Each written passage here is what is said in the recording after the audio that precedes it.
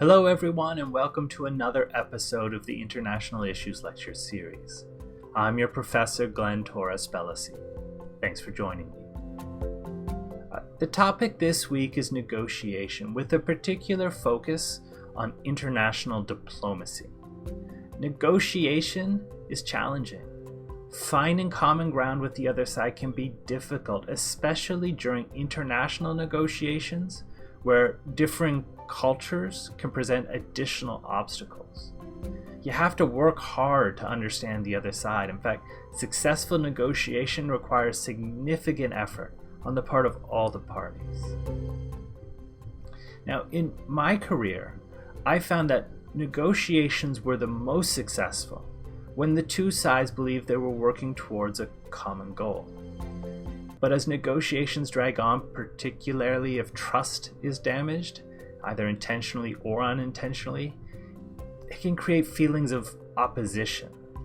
It can lead to assuming that the other side has evil intent and that everything they do is trying to pull one over on you, and that is where negotiations die.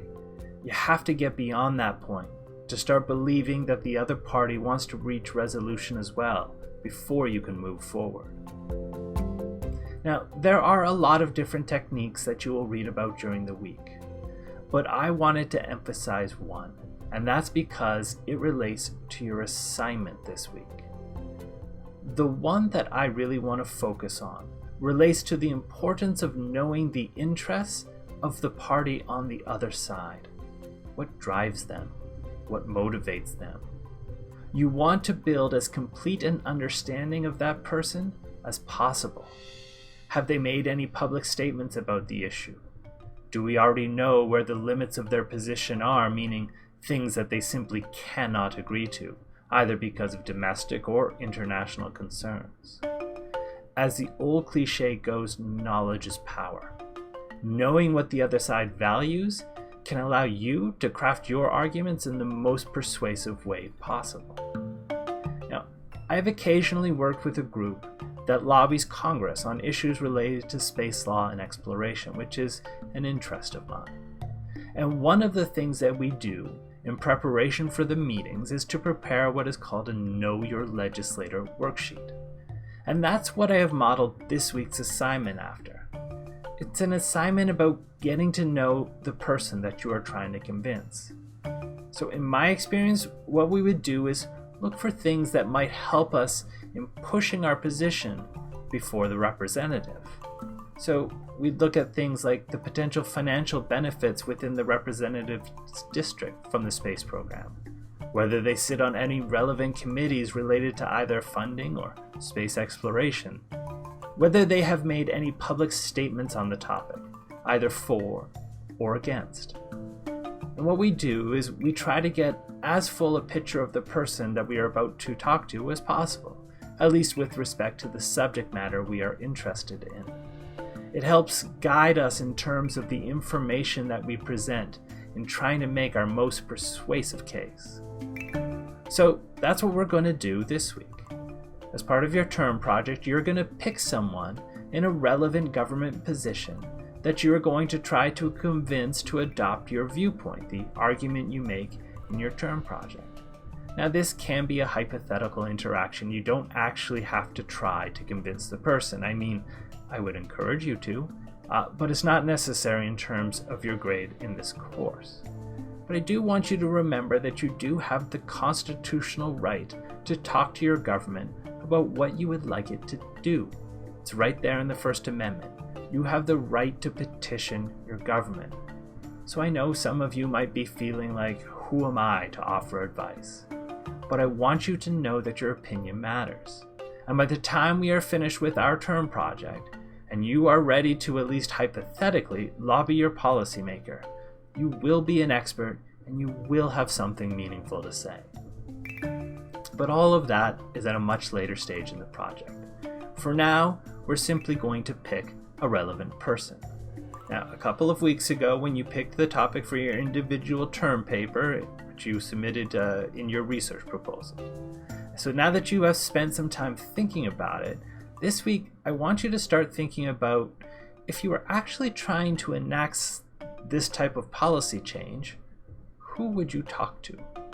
So what are some of the options? Well, policy on the international level is set primarily by the president and also by Congress.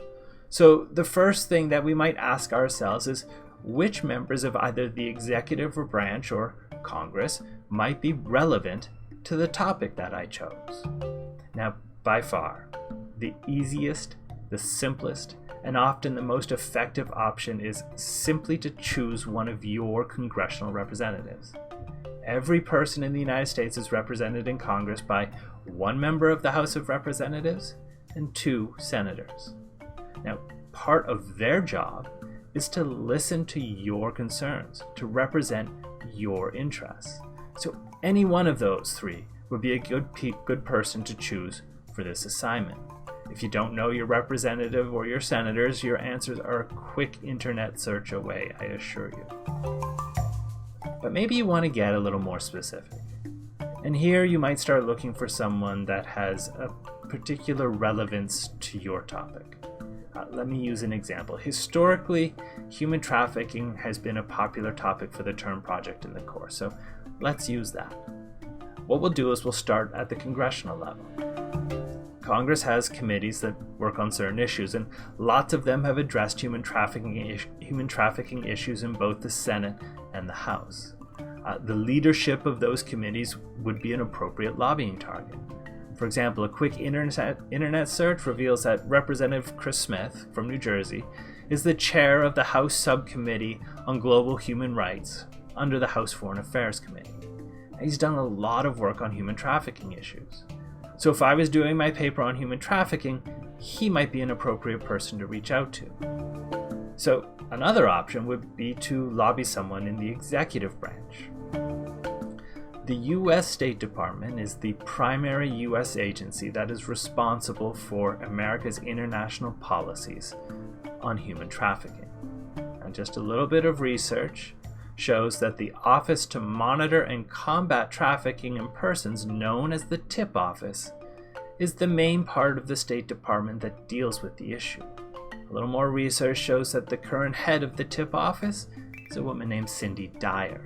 She would also be an appropriate person to lobby. So once you've picked your person, use the Know Your Policymaker worksheet that I've provided. It's in the on the LMS, the site. Gather the relevant information and then submit it to the Dropbox. If you have any questions, you need help choosing a target, you need help identifying relevant points, let's talk. I'd be happy to provide some guidance. Well, that does it for this week's short introductory podcast. Let me know if you have any questions, and I will see you on the discussion.